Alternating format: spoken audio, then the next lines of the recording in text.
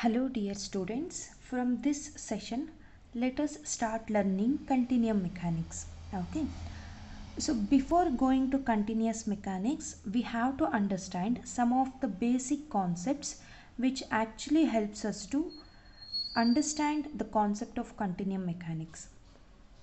So the basic concepts are vectors, scalars, and the types of vectors, scalar or dot product, cross product, point function, scalar point function, vector point function, divergence, gradient, curl.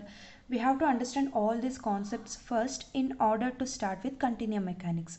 So now let's discuss one by one. Okay. The first thing is vectors. So obviously whenever we think of vectors, one more thing will come into picture is scalars, right? What are scalars?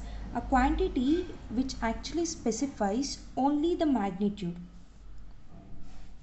Before moving to vectors, let's start scalars.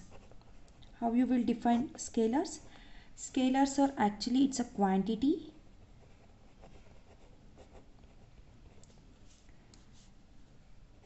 which is specified by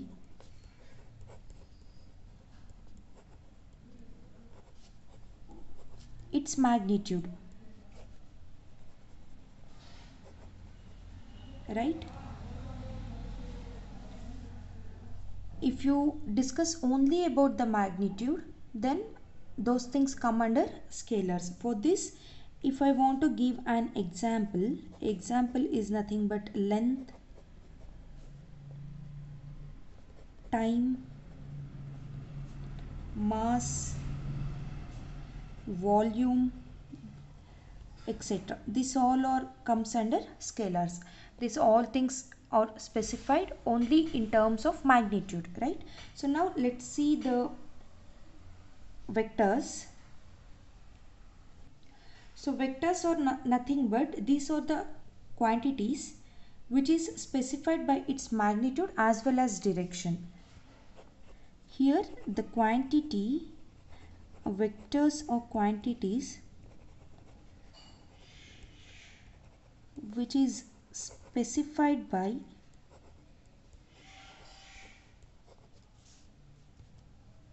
its magnitude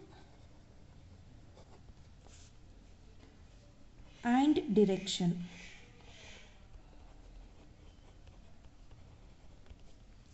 So for this the examples are weight, displacement,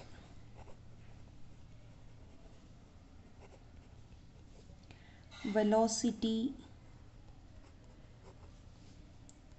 acceleration, the list goes on, right? Etc.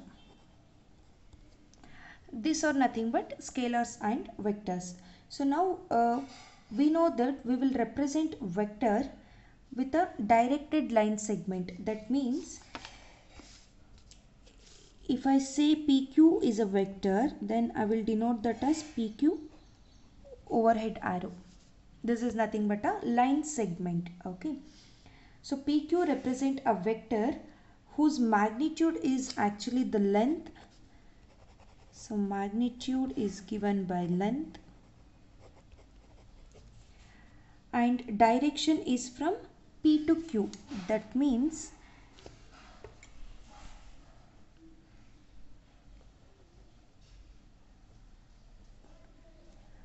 so from P to Q is nothing but direction and the length from this point to this point is nothing but the magnitude. Okay.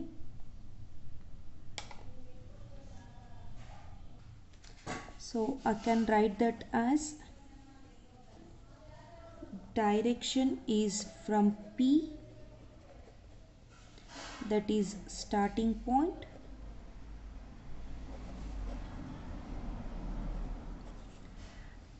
to Q, that is end point.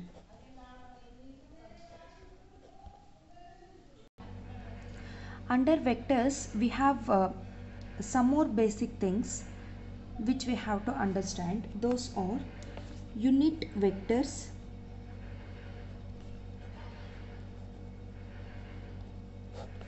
unit vectors means a vector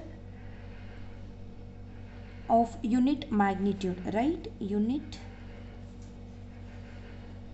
magnitude is nothing but unit vectors.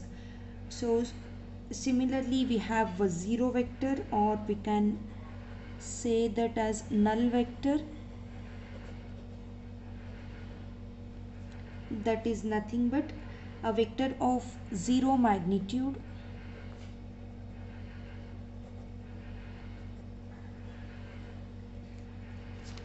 Then we will be having equal vectors.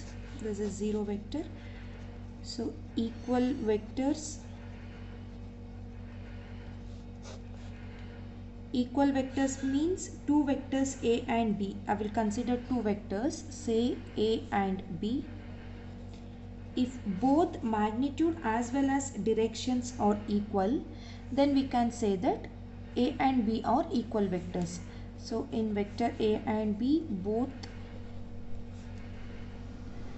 magnitude and directions are equal, right?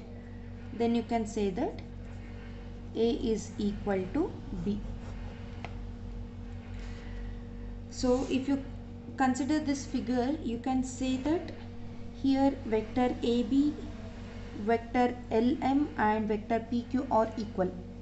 It has, you can observe the directions are same, and the length from P to Q, from L to M and from A to B are equal. So we can say that vector AB, vector LM and vector PQ are equal.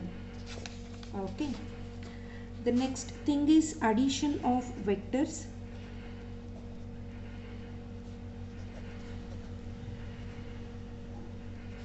So in order to explain addition of vectors, I have to consider a triangle law of addition. That is nothing but, so your vectors are added according to the triangle law of addition. Triangle law of addition. Okay, that means the sum of these two vectors will give you the resultant vectors. That resultant vector is nothing but C. This is how your addition of vectors happen. Okay, so now in this figure you can observe A and B represented by two vectors. One is OP and another one is PQ. So A and B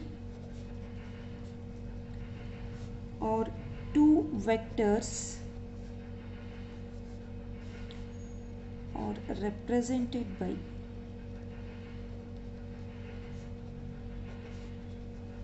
two vectors OP and PQ respectively.